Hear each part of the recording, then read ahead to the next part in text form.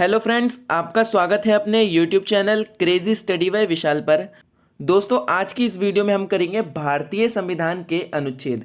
Last class में हमने अनुच्छेद 225 तक अच्छी तरह कवर कर लिए थे, यानी जो हमारा सफ़र है वो 1 से 225 तक जो है वो पूरा होता है। ठीक है, अब बात करेंगे 226 से लेके आर्टिकल 242 तक। कुछ बच्चे बोलेंगे सर सिर्फ 242 तक क्यों करवा रहे हो, 250 तक क्यों नहीं करवाए। इसका आंसर है दोस्तों, जो आपका आर्टिकल है 243 वो ए से लेके जेड तक उसमें इतने आर्टिकल हैं। अगर मैं अनुच्छेद 243 को भी इस वीडियो में शामिल कर लेता तो आपकी ये वीडियो 20 मिनट 25 मिनट की बजाय 1 घंटे की हो जाती। यानी जो आपका अनुच्छेद है 243 जिसमें पंचायती राज और नगर पालिका के बारे में बताया गया है वो 243 है, जो कि ए से लेके जेड तक सारे आर्टिकल कवर करती है। यानी 243 का ए, 243 का बी, 243 का सी, ऐसे करके जेड तक इतने आर्टिकल हैं। इसलिए इस वीडियो में हम सिर्फ अनुच्छेद 242 तक ही करेंगे। ठीक है, तो चलिए स्टार्ट करते हैं आज की वीडियो। और वीडियो शुरू करने से पहले दोस्तों, अगर आप हमारे चैनल पर नए हैं तो उसको सब्सक्राइब जरूर करना और बेल आइकॉन को जरूर प्रेस करना, और वीडियो पसंद आए तो उसको लाइक शेयर और उसमें कमेंट करके बताना कि आपको ये वीडियो कैसी लगी। क्योंकि वीडियो दोस्तों मैं आपके लिए बहुत ही आसान भाषा में जो है आपके लिए बनाता हूँ। ठीक है, ये सारी पीडीएफ मैं खुद अपने हाथ से बनाता हूँ। पहले मैं आप लोगों के लिए कंटेंट देखता हूँ, फिर वो पीडीएफ बनाता हूँ, फिर उसकी वीडियो बनाता हूँ, फिर जाके वो है आपको अपलोड होती है। ठीक है, चलिए स्टार्ट करते हैं अपना आज का आर्टिकल 226। अनुच्छेद 226 के कहता है उच्च न्यायालय की रिट जारी करने की शक्ति। दोस्तों, हमने आर्टिकल 32 में पढ़ा था कि सुप्रीम कोर्ट आर्टिकल 32 के तहत रिट जारी करता है। यानी अगर हमसे कोई अधिकार हमसे छीन लिया जाता है तो सुप्रीम कोर्ट 5 तरह की रिट जारी करता है। वो कौन कौन सी रिट थी? बंदी प्रत्यक्षीकरण, परमादेश, प्रतिषेध, अधिकार पृच्छा और उत्प्रेषण। ये 5 तरह की रिट दोस्तों जो है ये सुप्रीम कोर्ट जारी करता है ना। और ये जो बंदी प्रत्यक्षीकरण है दोस्तों, ये सबसे ज़्यादा इंपॉर्टेंट है, क्योंकि खास तौर पर बंदी प्रत्यक्षीकरण ही पूछी जाती है। और ये कैसे पूछी जाती है? ये इस तरह से पूछी जाती है कि वह कौन सी रिट है जो सुप्रीम कोर्ट व्यक्ति की स्वतंत्रता या फिर व्यक्ति की गिरफ्तारी के संदर्भ में जारी करता है। तो वो बंदी प्रत्यक्षीकरण की रिट है जो कि सुप्रीम कोर्ट जारी कर सकता है। ठीक है, तो 226 के तहत उच्च न्यायालय जो है ये 5 तरह की रिट जारी कर सकता है। ठीक है, बात करेंगे आर्टिकल 226 ए की। अनुच्छेद 226 ए क्या कहता है? अनुच्छेद 226 के अधीन कार्यवाहियों में केंद्रीय विधियों की संवैधानिक वैधता पर विचार न किया जाना। यानी दोस्तों, इसको आपको पढ़ने की कोई ज़रूरत नहीं है, क्योंकि 43वां संविधान संशोधन अधिनियम 1977 की धारा 8 द्वारा 13/4/1978 से इसको निरस्त कर दिया गया है। यानी अब ये आर्टिकल आपके संविधान में नहीं है, तो इसको आपको पढ़ने की भी ज़रूरत नहीं है। ठीक है, मेरी लास्ट वीडियो पे एक बच्चे ने कमेंट किया कि सर आप बीच में एक एक आर्टिकल क्यों छोड़ देते हैं? क्योंकि वो आर्टिकल इसलिए छोड़ना पड़ता है क्योंकि वो आपके संविधान से जो है वो निरस्त कर दिया गया है। इसीलिए जो है मैं एक एक आर्टिकल अगर मैं नहीं करवाता तो इसका मतलब है वो आर्टिकल जो है आपके संविधान से हटा दिया गया है। ठीक है, लेकिन अब जो है मैं सब कुछ बताऊंगा आपको कि कौन सा संविधान में अभी आर्टिकल है और कौन सा निरस्त कर दिया है। ठीक है, अब बात करेंगे अनुच्छेद 227 की। आर्टिकल 227 का कहता है सभी न्यायालयों के अधीक्षण की उच्च न्यायालय की शक्ति। यानी प्रत्येक उच्च न्यायालय उन राज्य क्षेत्रों में सर्वत्र जिनके संबंध में वह अपनी अधिकारिता का प्रयोग करता है, सभी न्यायालय और अधिकरण का अधीक्षण। अधीक्षण माने दोस्तों क्या होता है? अधीनस्थ कर्मचारियों के काम को देखना। यानी आर्टिकल 227 के तहत जो हाई कोर्ट है वो अपने सभी छोटे कोर्ट जो लोअर कोर्ट हैं उन सबके जजों के कार्य को देखेगा, उनके फैसलों को सुन सकता है। ठीक है, ये है शक्ति उच्च न्यायालय की आर्टिकल 227 के तहत। ठीक है, बात करेंगे आर्टिकल 228 की। अनुच्छेद 228 का कहता है कुछ मामलों में उच्च न्यायालय को अंतरण यानी उच्च न्यायालय किसी अधीनस्थ न्यायालय के मामले को अपने अंतर्गत ले सकता है तथा उस पर स्वयं निपटारा कर सकता है तथा वापस लौटा सकता है। यानी हाई कोर्ट के पास ऐसी पावर है कि अगर कोई भी लोअर कोर्ट, हाई कोर्ट से नीचे जितने भी कोर्ट हैं उनमें से कोई भी मामला जो है हाई कोर्ट उठा सकता है, अपने पास ले सकता है, अपने अंतर्गत जो है उसका निपटारा कर सकता है। ठीक है, तो ये शक्ति हाई कोर्ट की है जो कि आर्टिकल 228 के तहत दी गई है। इंपॉर्टेंट नहीं है, मार्क नहीं करोगे तो भी चलेगा। ठीक है। बात करेंगे आर्टिकल 228 ए की। इसमें क्या लिखा है? राज्य विधियों की संवैधानिक वैधता से संबंधित प्रश्नों के निपटारे के बारे में विशेष उपबंध। दोस्तों यह आर्टिकल भी जो है आपका निरस्त कर दिया गया है।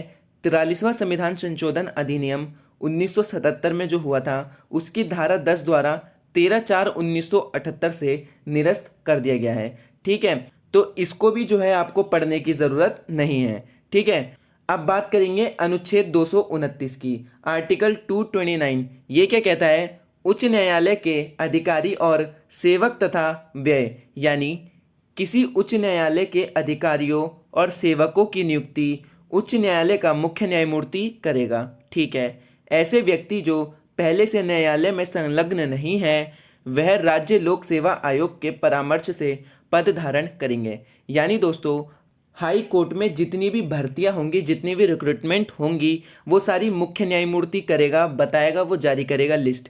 ठीक है, और दूसरा इसमें पॉइंट बोला है कि अगर कोई व्यक्ति जो है वो न्यायालय के कार्य में संलग्न नहीं है, यानी वो पहले से न्यायालय में काम नहीं करता, तो वो राज्य लोक सेवा आयोग यानी स्टेट पब्लिक सर्विस कमीशन से जो है वो पूछ कर पद धारण कर सकता है। ठीक है, राज्य लोक सेवा आयोग के परामर्श से पद धारण करेगा, इसमें कोई दिक्कत वाली बात नहीं है।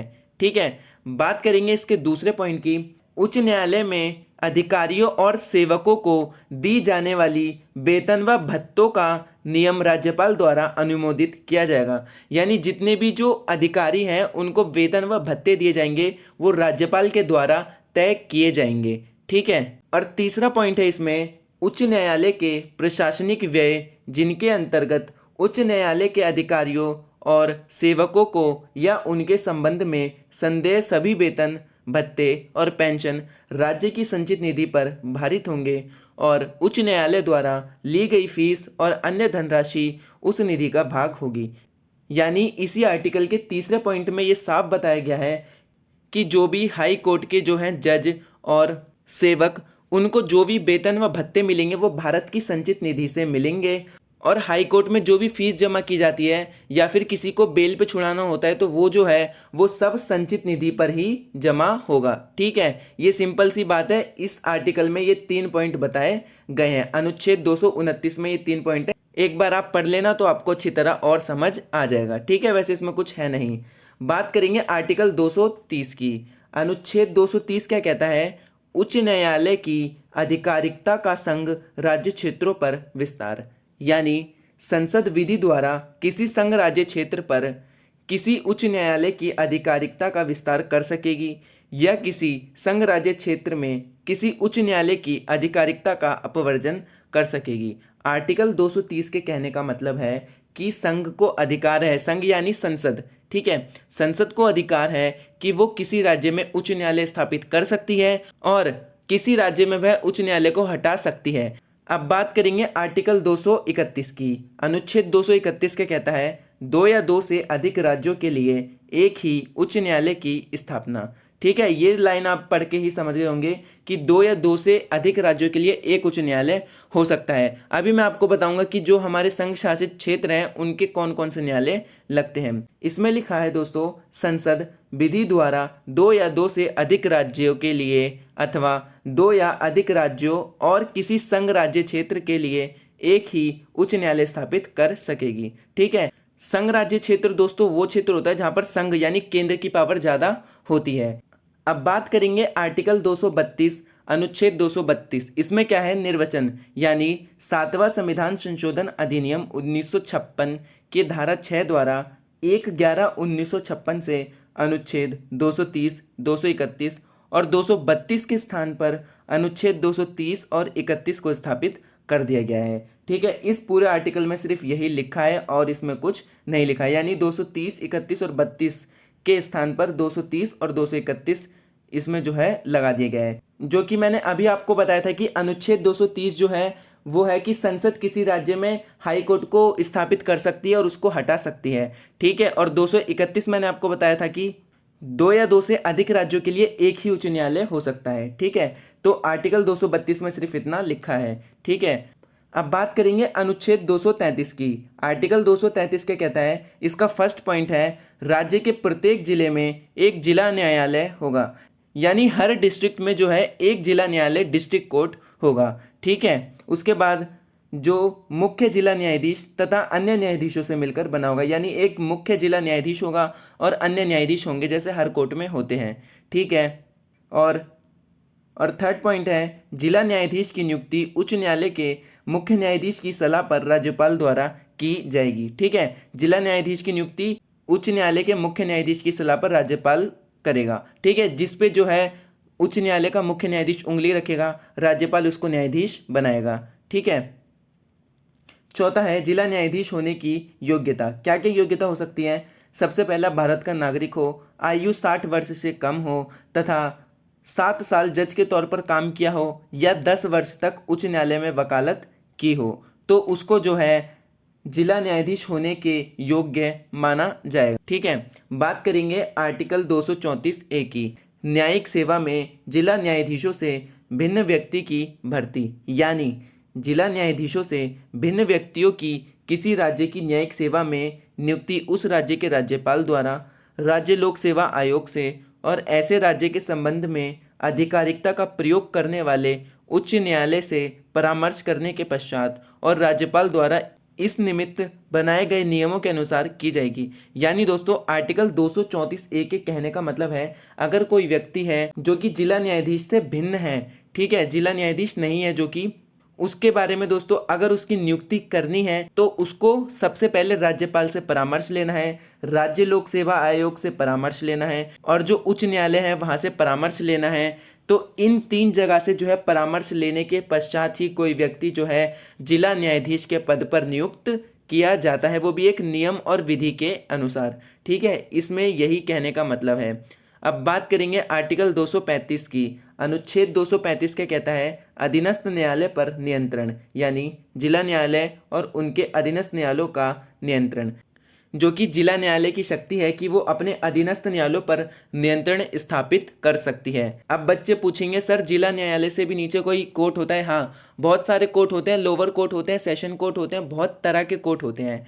ठीक है। बात करेंगे अनुच्छेद 236 की, यानी अनुच्छेद 236 में कहा गया है निर्वचन, मतलब जिला न्यायाधीश पद के अंतर्गत नगर सिविल न्यायालय का न्यायाधीश, अपर जिला न्यायाधीश, संयुक्त जिला न्यायाधीश, सहायक जिला न्यायाधीश, लघुवाद न्यायालय का मुख्य न्यायाधीश, मुख्य प्रेसिडेंसी मजिस्ट्रेट, अपर मुख्य प्रेसिडेंसी मजिस्ट्रेट, सेशन न्यायाधीश, अपर सेशन न्यायाधीश और सहायक सेशन न्यायाधीश हैं। यानी अभी मैंने आपको इसी का आंसर दिया था कि जिला न्यायाधीश से नीचे कोई कोर्ट होते हैं, तो ये सारे कोर्ट जो हैं ये जिला न्यायाधीश से नीचे होते हैं और उसके समान होते हैं। तो इस आर्टिकल में ये बताया गया है कि जो जिला न्यायाधीश है उसके अंदर ये सारे तरह के कोर्ट जो हैं ये स्थापित हैं। ठीक है। बात करेंगे दोस्तों आर्टिकल 237 की। अनुच्छेद 237 क्या कहता है? कुछ वर्ग या वर्गों के मजिस्ट्रेटों पर इस अध्याय के उपबंधों का लागू होना। यानी दोस्तों इस आर्टिकल को आपको पढ़ने की बिल्कुल ज़रूरत नहीं है, क्योंकि इस आर्टिकल को भी जो है निरस्त कर दिया गया है। किसके द्वारा? पहली अनुसूची के भाग ख के राज्य, इसमें जो लिखा हुआ है 7वां संविधान संशोधन अधिनियम 1956 की धारा 29 और अनुसूची द्वारा 1/11/1956 से इसको निरस्त कर दिया है। तो अब आपको जो है ये आर्टिकल 237 पढ़ने की ज़रूरत नहीं है, इसको जो है हमारे संविधान से मिटा दिया गया है। ठीक है। अब बात करेंगे दोस्तों अनुच्छेद 238 की। आर्टिकल 238 क्या कहता है? ये कहता है पहली अनुसूची के भाग ख के राज्य, जो कि 7वां संविधान संशोधन अधिनियम 1956 की धारा 29 द्वारा और अनुसूची द्वारा 1/11/1956 से निरस्त कर दिया गया है। यानी आर्टिकल 237 और 238 इन दोनों को ही निरस्त कर दिया गया है। अब इनको आपको पढ़ने की ज़रूरत नहीं है। ठीक है। बात करेंगे आर्टिकल 239, यानी अनुच्छेद 239। इसमें क्या लिखा है? संघ राज्य क्षेत्रों का प्रशासन, यानी संसद द्वारा बनाई गई विधि द्वारा यथा अन्यथा उपबंधित के सिवाय प्रत्येक संघ राज्य क्षेत्र का प्रशासन राष्ट्रपति द्वारा किया जाएगा और वह अपने द्वारा ऐसे पदाभिमान सहित जो वह विनिर्दिष्ट करे नियुक्त किए गए प्रशासक के माध्यम से उस मात्रा तक कार्य करेगा जितनी वह ठीक समझता है। यानी जो संघ शासित क्षेत्र होते हैं, यूनियन टेरिटरी होती है, जैसे दिल्ली, लद्दाख, जम्मू कश्मीर, पौंडीचेरी, ये सब जो है हमारी यूनियन टेरिटरी हैं, जो कि टोटल मिला के 8 होती हैं। तो इनमें जो है संघ की पावर ज़्यादा होती है, और हम सब जानते हैं जो कि संघ का हेड होता है वो राष्ट्रपति होता है। यानी इन सारे 8 प्रदेश पर जो है वो राष्ट्रपति शासन करता है, या फिर राष्ट्रपति कोई प्रशासक नियुक्त कर देगा, या कोई उस पर उपराज्यपाल नियुक्त कर देगा। ये राष्ट्रपति की मर्जी है। ठीक है, संघ शासित क्षेत्र वह क्षेत्र होते हैं जहां पर केंद्र की शक्ति सबसे ज़्यादा पावरफुल होती है एक राज्य के मुकाबले। अब बात करेंगे आर्टिकल 239 ए की। अनुच्छेद 239 ए क्या कहता है? पौंडुचेरी संघ राज्य क्षेत्र के लिए स्थानीय विधानमंडलों या मंत्री परिषदों या दोनों का सृजन। ये काफ़ी इंपॉर्टेंट आर्टिकल है जो कि कई बार एग्जाम में पूछा गया है। आर्टिकल 239 ए में जो है साफ तौर पर पुडुचेरी नाम का जो संघ शासित क्षेत्र है उसके होने का प्रावधान किया गया है। यानी जो पुडुचेरी संघ शासित क्षेत्र है वो इसी आर्टिकल के तहत जो है वर्णित किया गया है। इसको पढ़ेंगे दोस्तों। पौंडीचेरी जो कि नाम परिवर्तन अधिनियम 2006 है, 2006 का 44 की धारा 4 द्वारा 1/10/2006 से पौंडीचेरी के स्थान पर प्रतिस्थापित किया है। यानी सबसे पहले जो पुडुचेरी है, पुडुचेरी का नाम पहले पौंडीचेरी हुआ करता था, लेकिन 2006 से जो है इसको पुडुचेरी कहा जाने लगा है। ठीक है, अगर आपसे एग्जाम में पूछा जाए कि पुडुचेरी का पुराना नाम क्या था, तो वो पौंडीचेरी था, और किस वर्ष से जो है इसका नाम चेंज किया गया, तो 2006। तो 2006 में जो है वो पौंडीचेरी के स्थान पर पुडुचेरी कर दिया गया है। ठीक है, ये लिखा है आर्टिकल 239 ए में।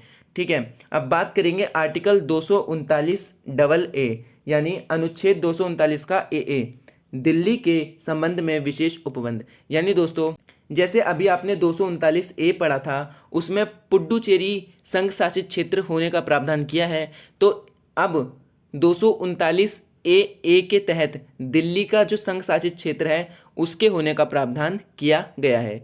ठीक है, इसमें दोस्तों काफ़ी सारे भाग बताए गए हैं, एक एक को हम ध्यान से पढ़ेंगे। सबसे पहला, संविधान का 69वां संशोधन अधिनियम 1991 के प्रारंभ से दिल्ली संघ राज्य क्षेत्र को दिल्ली राष्ट्रीय राजधानी क्षेत्र, जिसे इस भाग के पश्चात राष्ट्रीय राजधानी क्षेत्र कहा जाएगा, और अनुच्छेद 239 के अधीन नियुक्त उसके प्रशासक का पदाभिमान उपराज्यपाल होगा। यानी दोस्तों आर्टिकल 239 ए का जो पहला पार्ट है उसमें ये बताया गया है कि दिल्ली को जो है 69वां संविधान संशोधन अधिनियम 1991 के बाद दिल्ली को राष्ट्रीय राजधानी क्षेत्र कहा जाएगा। राष्ट्रीय राजधानी क्षेत्र, जिसको एनसीटी कहते हैं, नेशनल कैपिटल टेरिटरी। ठीक है, ये कहा जाएगा, और 239 के अधीन रहते हुए दिल्ली का जो प्रशासक होगा, जो प्रशासन चलाएगा, जो प्रमुख होगा राज्य का, वो उपराज्यपाल होगा। जैसा कि हम सब जानते हैं दिल्ली में जो है एक उपराज्यपाल का पद का जो है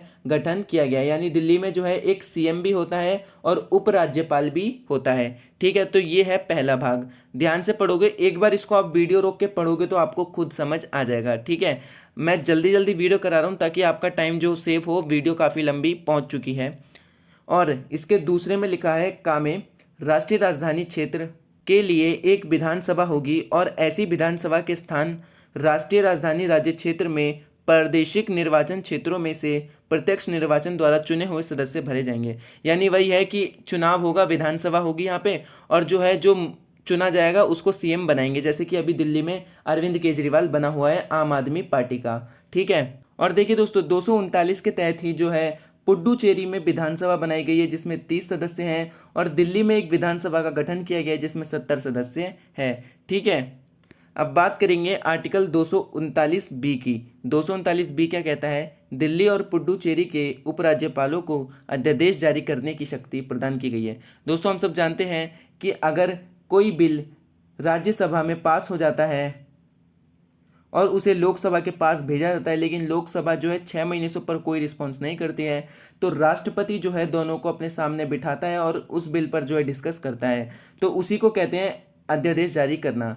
राष्ट्रपति जो है वो 123 यानी अनुच्छेद 123 के तहत अध्यादेश जारी करता है, और राज्यपाल जो है वो 213 के तहत अध्यादेश जारी करता है, और जो उपराज्यपाल हैं दोस्तों उनको आर्टिकल 239 बी के तहत जो है अध्यादेश जारी करने की शक्ति प्रदान की गई है। ये आपके एग्जाम में देखा जा सकता है, क्योंकि राष्ट्रपति और राज्यपाल का तो इसमें कई बार पूछा गया है, और ये जो है दोस्तों आपका आर्टिकल 239 बी काफ़ी इंपॉर्टेंट है, क्योंकि कई बार पूछने की इसकी बहुत ज़्यादा संभावना रहती है कि उपराज्यपालों को अध्यादेश जारी करने की शक्ति किस आर्टिकल के तहत प्रदान की गई है। तो 239 बी के तहत जो है उपराज्यपालों को अध्यादेश जारी करने की शक्ति दी गई है।